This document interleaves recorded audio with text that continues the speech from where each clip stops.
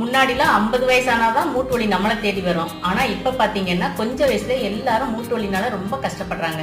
அந்த மாதிரி மூட்டு வலினால கஷ்டப்படுறவங்க, மூலம், வாதம், மலச்சிக்கல் இது எல்லாத்துலயும் அவதிப்படுறவங்க எல்லாருமே இந்த முடக்கத்தான் கீரையை வச்சு இந்த மாதிரி வாரத்துல 1 நாள் அல்லது 2 நாள் தோசை செஞ்சு சாப்பிட்டு பாருங்க, நல்ல பலன் கிடைக்கும்.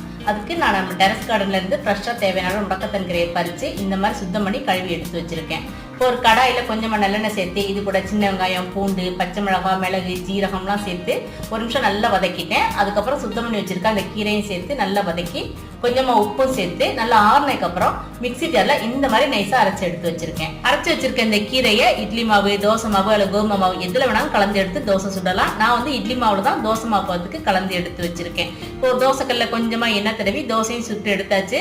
முடக்கத்தான் கீரை சேர்த்ததுனால தோசை பாருங்க எந்த அளவுக்கு சாஃப்டா இருக்கு அப்படின்னு. இந்த முடக்கத்தான் கீரை எங்க கிடைச்சாலும் விட்டுறாதீங்க. இந்த மாதிரி தோசை செஞ்சு சாப்பிட்டு பாருங்க, ரொம்ப டேஸ்டாவும் ரொம்ப சாஃப்டாவும் இருக்கும்.